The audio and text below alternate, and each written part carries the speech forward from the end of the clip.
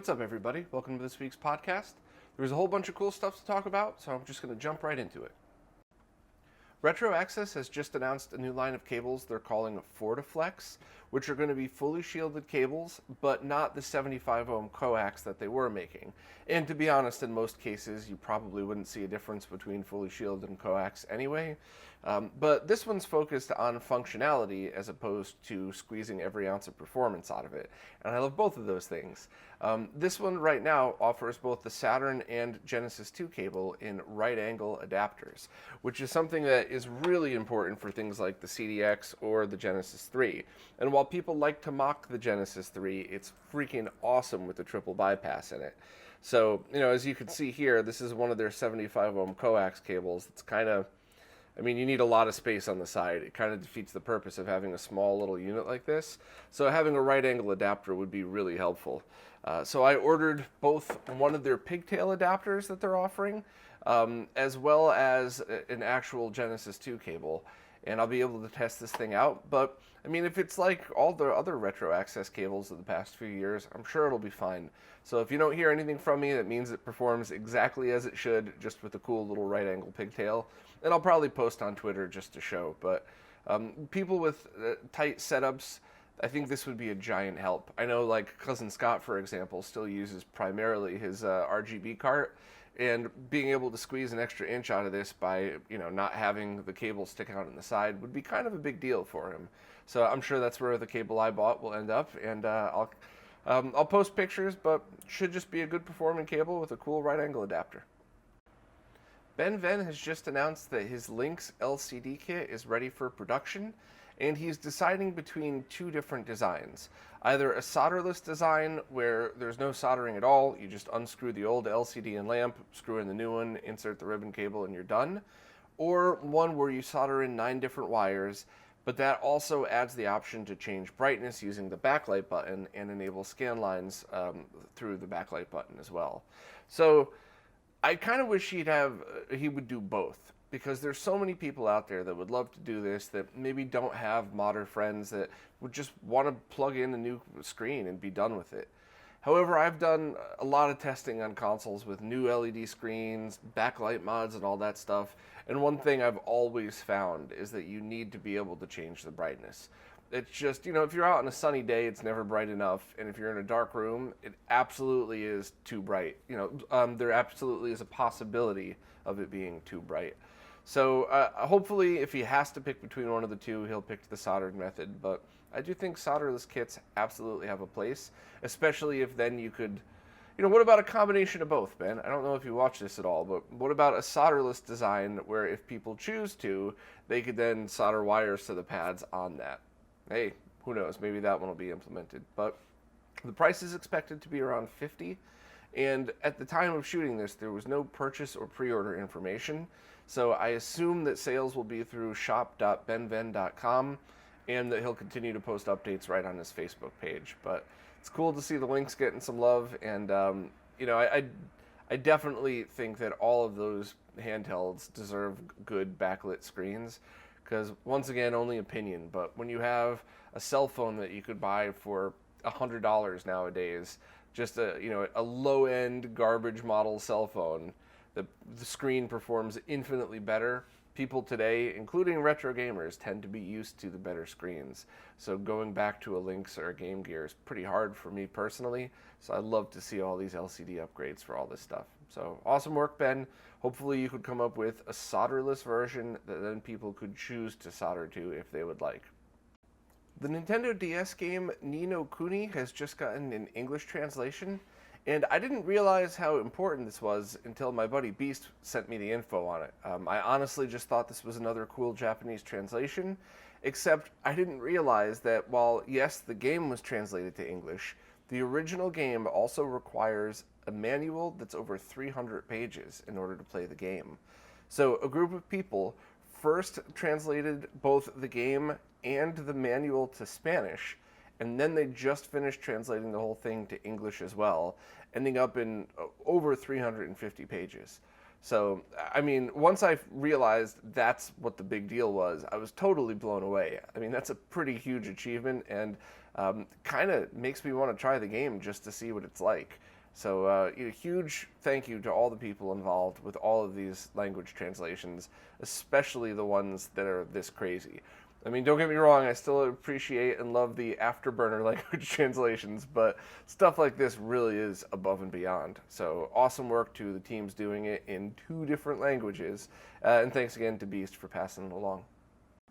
There's now a Kickstarter campaign that's aiming to remix some of the music inspired by the Amiga Power magazine.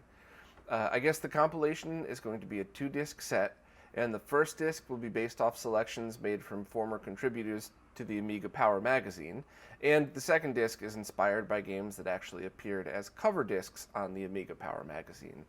So it seems to be a pretty neat compilation, with some tracks being remixed by the original authors and others by different musicians, but it seems to have just started, and it looks like it's 3/4 of the way funded. So if you're into Amiga music and want to hear something different and cool, give this one a check this one out and see what you think. Pre-orders on the Sega Genesis Mini are now open in all regions. The price is about $80 with a target release date of September 20th. Now, this thing's been delayed a lot, so I would take that release date with a grain of salt. But other than that, the price is out, and there's going to be US, North American, and Japanese versions. They've announced a few of the games, and they're calling it Wave 1. So some of the games are a pretty big deal, like Castlevania Bloodlines, Gunstar Heroes, and of course, Sonic the Hedgehog. But Castlevania and Gunstar are pretty expensive games, so if the emulation's good, that alone might be worth it for some people to pick up and play just for a decent way to play it.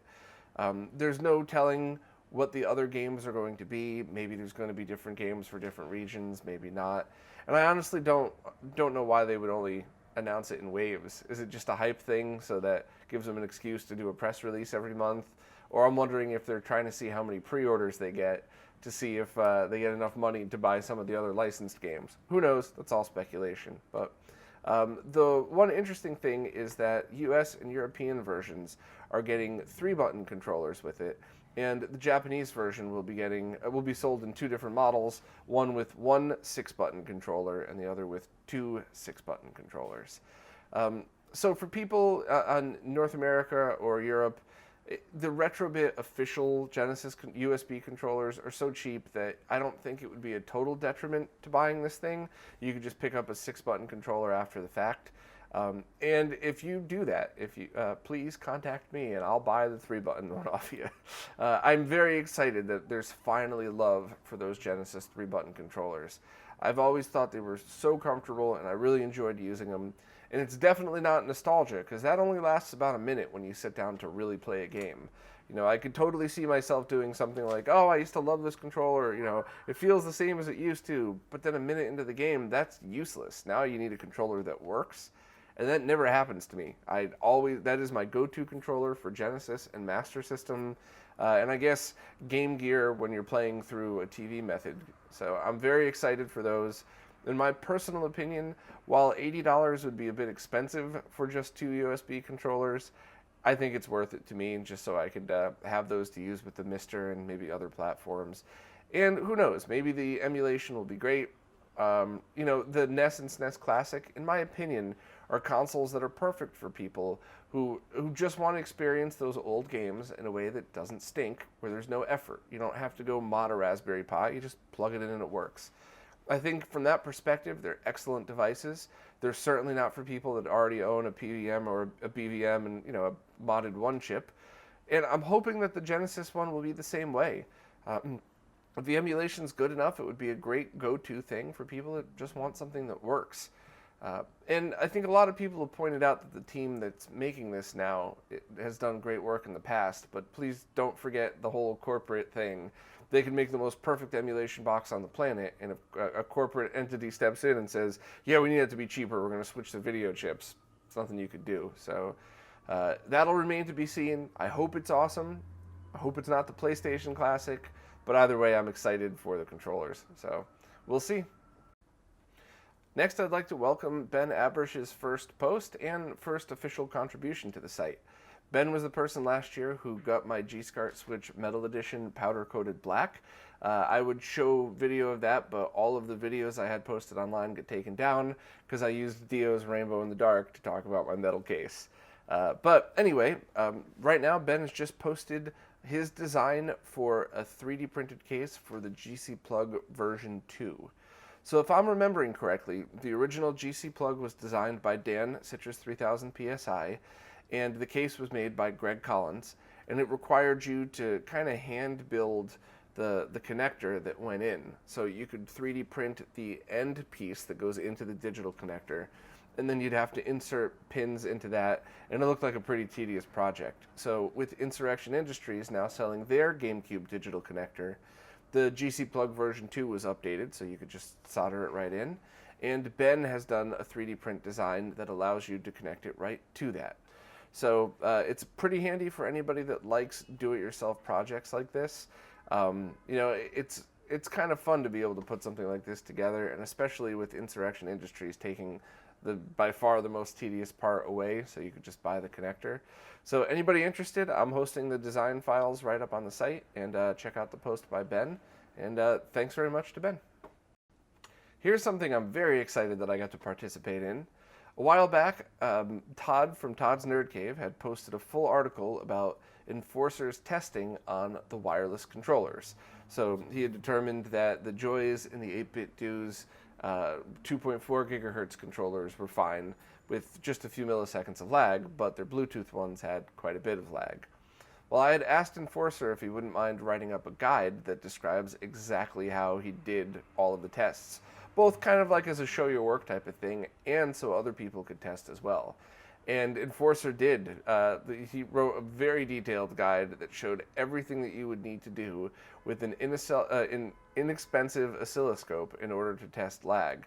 So anybody interested, definitely check the guide out. But the first thing I wanted to do is test 2 of the custom controllers I've had made in the past few years. I tested the MC Cthulhu and the Brook Fighting Board that are in both in separate sticks of mine, and both are going through the undammed adapters. And they both performed very, very well, a lot better than I had expected. So first I tested a Neo Geo controller directly into an MVS. So that is essentially your zero lag solution, because Neo Geos are just on-off switches essentially. And that's exactly what the scope showed. It showed like 10 US, which is a fraction of a millisecond or something. Definitely would call that as your baseline of 0. So then I tested the other ones, and the Brook Fighting in the undammed adapter only had 1 millisecond lag, and the MC Cthulhu through the undammed had, it averaged 1.5 to 2 with spikes of higher, but we're talking about latency that even pro fighting game people probably wouldn't notice.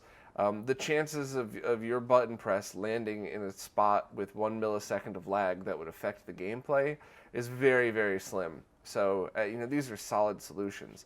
Now, I will point out, of course, that this is the total solution here. So using the MC Cthulhu with a different output, or using just undammed with a different USB controller per se, that might have different results. And this is the first time that I've tested all of this stuff. So while I did check my work, send it to Enforcer to make sure I was testing right, it's still a pretty cool baseline to go by. So I believe Undammed does some pretty crazy magic with his that overclocks the MC Cthulhu to allow for things like this. But overall, the combinations that I tested seem great. If you have a slightly different combination of anything, please test yourself. And one thing that I was definitely interested in is both the Brook Fighting and the MC Cthulhu have pass-through. So unless I'm not understanding this correctly, because I'm by no means a controller expert, you hook up the all of your buttons to these boards, and then they have their processing on it that go out through usually an RJ45 or a USB jack. But there's also pass-through terminals on there, and you could use it when that board isn't even powered up. So on the Brook Fighting board, the pass-through worked perfect. It was the same, zero-ish lag as just a single button push. But I was getting weird results on the MC Cthulhu, which could very well have been the way I was testing. Once again, it's my first time doing it. It was pretty easy once you get used to it, but maybe I bumped a button. So I have to retest the MC Cthulhu's pass-through. But for now, the Brook fighting was very impressive. So anybody that's interested in this stuff, if you would like, I'll gladly do a follow-up. There's a few people out there that are always doing amazing lag tests and doing using different methods. So, this is something that I'd certainly like to participate in and maybe someday do a video on, but I'm just really excited that we now all have the ability to buy if you get it on sale, a $300 scope and be able to use it for video signals, now for testing lag. It's just, it's pretty cool the things we've been able to do. So thank you to Enforcer, thanks to Steve from HD Retrovision for teaching us how to use the scope. And anybody interested, please check out the pages on the website, as well as just the oscilloscope section that links to all this stuff so you could learn how to do this, and links to the correct one to buy if you're interested. So it's pretty exciting. Now I know that, I always suspected that this combination had essentially zero lag, nothing I would notice, because I am very sensitive to lag, but having the peace of mind and oscilloscope captures to prove it, it's nice to know that when I'm sitting down, the rare moment I could play, UMK3 or Mortal Kombat, that I'm doing it with the right equipment, and it's not going to take away from the experience. The arcade game Bad Dudes was ported to a few different platforms, but never the Sega Genesis, which is strange because that seems like it would have been a perfect fit. And now the developer Nicholas Hamill is doing just that and making his own port of Bad Dudes for the Genesis. He's even getting help from Matt Phillips, the creator of Tanglewood. So this is going to turn out to be something pretty interesting. I'm not sure how far along they are, although it seems like it's still in an alpha phase, but I would really love to try this game out and see how it looks on the Genesis. So very awesome that people are still keeping the spirit of this stuff alive, and looking forward to trying it out. The 2018 homebrew game for the TurboGrafx and PC Engine called FX Unit Yuki was just released on the Sega Genesis as well, and there's still a few interesting caveats about it. People can now purchase the game in a full case with cartridge, so it'll show up looking and feeling like an actual Genesis game, but there's only going to be 100 copies of the game without a restock, so anybody looking to do so should pick one up right away for $50. But there seem to be some weird caveats with these. Supposedly it'll only work on a Model 1 Genesis, which doesn't really make sense depending on a few different things. The one thing I could think of is maybe it's an issue with the audio chip, but it looks like Recommend has tested it with the Mega SG, Super Retro Trio, and a VA7 Model 1 Genesis, which is essentially a Genesis 2 and a Genesis 1. So I'm not really sure why the game wouldn't work. I guess Ray also tested it on a Retron 5 and it just displays a garbled screen. So not quite sure what's going on with those. It seemed like a pretty neat game, but I don't really know about these cartridges that don't work like that. I'm not sure if it's something where a ROM on a ROM cart would work in all consoles and it's just this particular cartridge, but I'm not really sure. Either way, DB Electronics took a look at the pictures and said it's certainly not voltage. They're the proper voltage on it. But either way, as strange as that might be, it seems like a pretty cool game and something I would like to at least check out. So if you're interested, check out all the links and Ray's full write-up. And hopefully there'll be some clarification on whether there's a ROM and if that will work on ROM carts or any other devices. Darksoft has just posted new firmwares for both the MultiMVS and new Multi-AES cartridge, and there's a few bug fixes and options, and my favorite option is the ability to boot directly to the game list, because that was really my only complaint of the Darksoft cart, in that when you used it in a multi-slot MVS, it made it feel like you were using a real MVS, but those of us that just prefer the standard ROM card approach of loading the list and picking your game wasn't quite as user-friendly, I guess is the better way to put it. So I have not received my AES cart yet. I believe it's being shipped right now. So I'm really looking forward to trying out the new firmware and booting directly to the game list to see how that works. But either way, if you own these carts already, always just update to the latest firmware, because there's always good bug fixes and stability things going on. So thanks to Darksoft for continuing to keep up with these, and I'm looking forward to getting my AES cart. The RetroTINK Ultimate is now back in stock. And I think this thing's been out of stock for quite a long time, so it's a little bit of a big deal that it's back. For anybody that's not sure what the RetroTINK Ultimate is a little bit confusing because the RetroTINK 2X is the scaler that takes 240p and scales it to 480p with zero lag and, just does a great job doing it.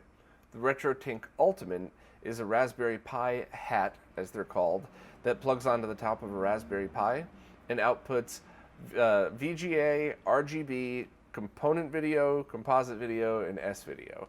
So essentially, this is the one that you would want to buy if you need multiple outputs, either multiple at the same time, or you just want to be able to use your Raspberry Pi setup on a multitude of different devices. This one and the RGB Pi are definitely my favorites, although I think they have two slightly different use cases, but either way, I'm happy it's back in stock. It's a really great choice for Raspberry Pi gaming. And if anybody wants more info on this, I put the links in the same post to the hardware comparison that kind of goes into detail about why this may or may not be the best choice for you.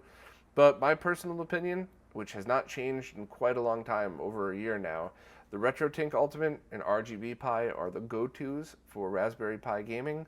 Just choose which one you want based on your total setup and your use case. So glad Mike got these back in stock, and hopefully we can get a cool 3D case for them soon.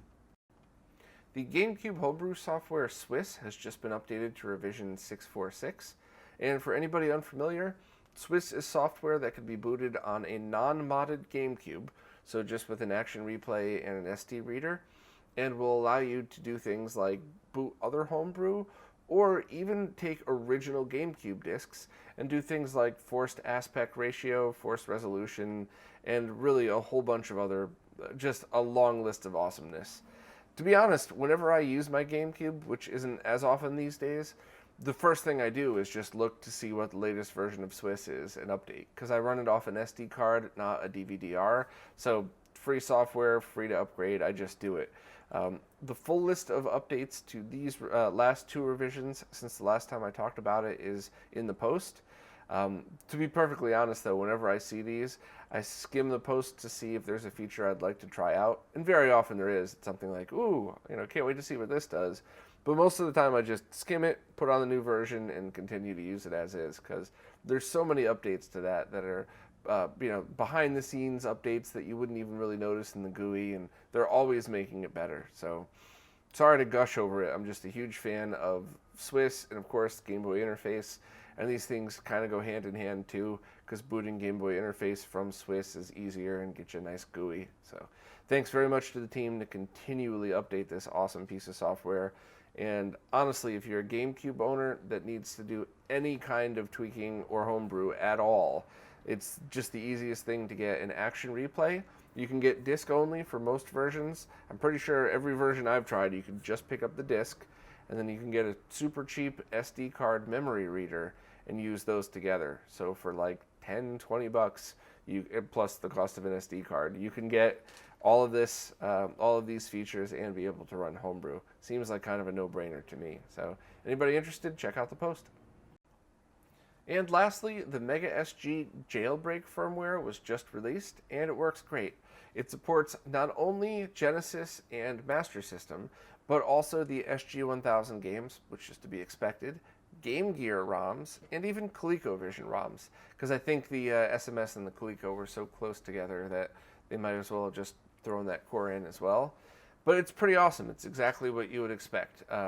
It's not an officially supported firmware. I think they just do that for legal reasons, but it's the safest jailbreak you could ever imagine. You cannot brick the console. You can go back to official firmware at any time, and it allows you to dump ROMs from all of those consoles on the SD card. Just make sure you have it properly formatted like the link says, and you could just play all those games. I really hope that they still plan on releasing the Game Gear cartridge adapter, because while I usually prefer ROMs for convenience, I still think there's an occasion or two where, maybe my brother or cousin would come over and we take the original Game Gear cartridge that we've had since kids and plug it in and be able to play something. There's something to be said for that. I think there's a lot of reasons why you would or wouldn't want to be using your original cartridges. I just hope that they allow that ability by selling that, and also by finally releasing the RGB analog output adapter for it. You know, I realize Kevin's only one person, so it's unfair of us to think that he could do all of this stuff at the same time. But now that the Mega SG is released, hopefully Kevin could have time, or hopefully Analog would allow Kevin the time to finish that up and release it. And I certainly hope there's cool features. Like, it would be great if the analog adapter had a 3.5mm jack for 3D glasses, because it's useless on a flat screen. But if you have an analog adapter, you're playing on a CRT, so maybe now you could play all of those pretty cool SMS 3D games. And heck, I think there's even one Super Nintendo 3D game. So maybe with this adapter, you could play that on the Super NT. Who knows? I just hope Kevin thinks of it. And maybe an optical SPDIF output as well, so that you could have analog video going to your RGB monitor, but still digital audio going to your sound system. But you know, that's a long wish list for one developer trying to toe the line. So we'll see if all that comes out. But for now, I'm just going to be enjoying my Game Gear ROMs on this and kind of see what comes next. Well, that's it for this week. Thanks so much for everybody who watches and listens, and to everybody who participates in the comments and keeps it civil. I always appreciate that. And I'll see everybody next week.